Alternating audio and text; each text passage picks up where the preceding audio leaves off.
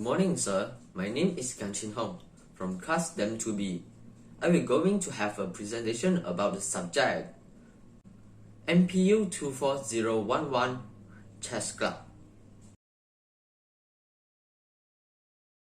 Chess is a recreational and competitive board game played between two players. It is sometimes called Western or International chess to distinguish it from related games such as Xiangqi. The current form of the game emerged in Southern Europe during the second half of the 15th century after evolving from similar, much older games of Indian and Persian origin.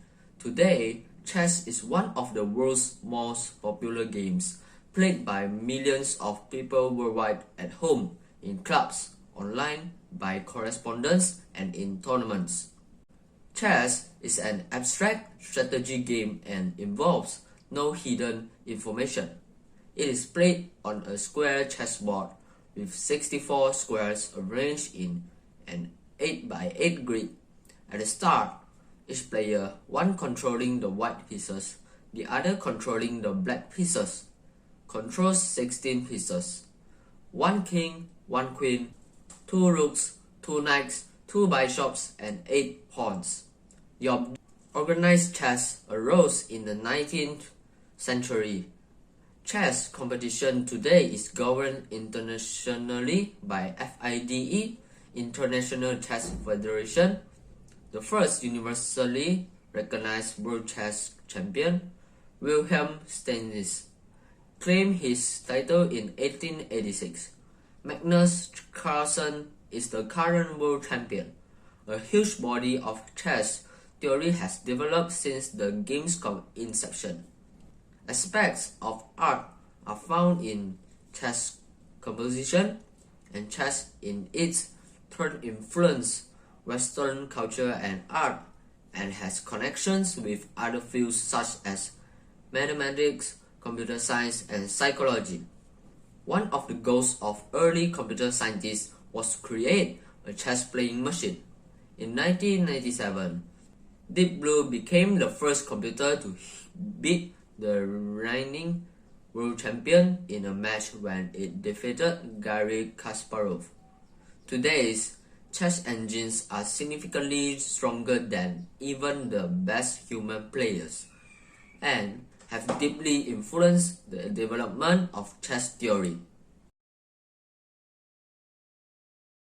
The king moves 1 square in any direction.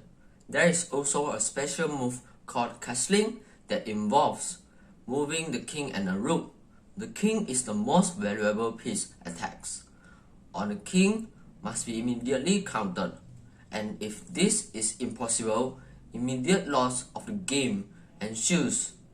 A rook can move any number of squares along a rank or file, but cannot leap over other pieces. Along with the king, a rook is involved during the king's castling move. A bishop can move any number of squares diagonally, but cannot leap over the other pieces. A queen combines the power of a rook and bishop and can move any number of squares along a rank, file, or diagonal, but cannot leap over other pieces. A knight moves to any of the closest squares that are not on the same rank, file, or diagonal. Thus, the move forms an L shape: 2 squares vertically and 1 square horizontally, or 2 squares horizontally and 1 square vertically. The knight is the only piece that can leap over other pieces. A pawn can move forward to the unoccupied square immediately in front of it on the same file, or on its first move it can advance 2 squares along the same file, provided both squares are unoccupied. Black dots in the diagram. A pawn can capture an opponent's piece on a square diagonally in front of it by moving to that square. Black crosses. A pawn has 2 special moves: the en passant capture, and promotion.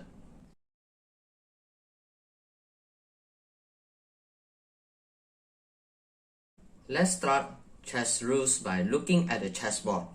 The most ancient and most enduring feature of chess is certainly the board, the table upon which it is played on the field of the chess struggle.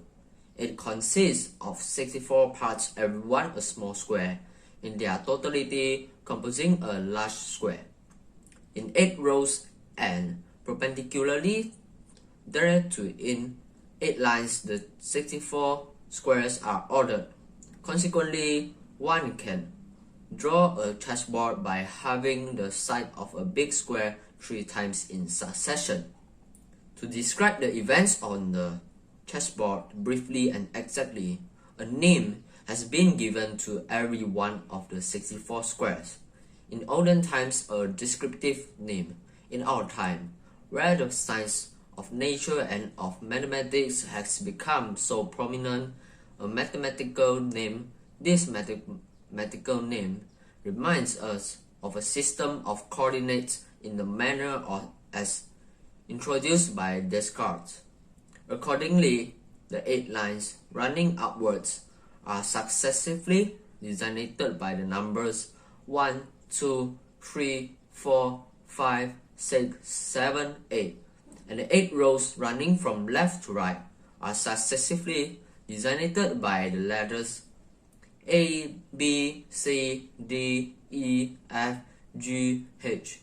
The A line, B line through the H line is therefore a certain line. The first row, second row through the 8th row is a certain row. Since each square belongs to one line and to one row only, its line and row unambiguously designate it. For instance, B5 is that one square on the B file that belongs to the 5th row. According to custom, the letter precedes the number. One writes B5, never 5B.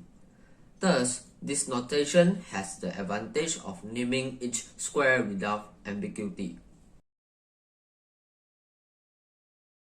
White and black have equal forces.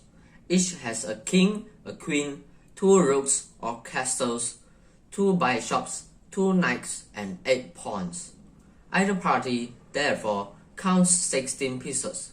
The pieces stand on the board until they are captured, each piece on one square, no 2 pieces on the game square. At the start of the game, the pieces are placed in a determined position shown hereafter, and then they are moved, the players moving alternately. Thus, the struggle of the chess pieces takes place according to determinate rules until the king of a party is captured by force or the contestant agree upon a drawn issue.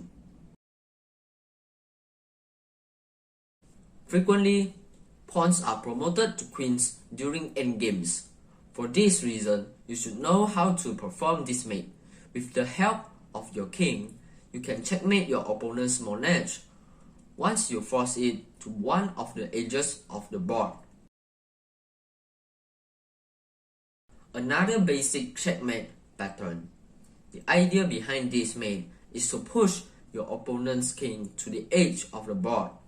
Use your king to protect the escape squares of the opponent's king, and then use your rook to deliver the final blow. These are the links that I get from the Google to make this video. Thanks for watching.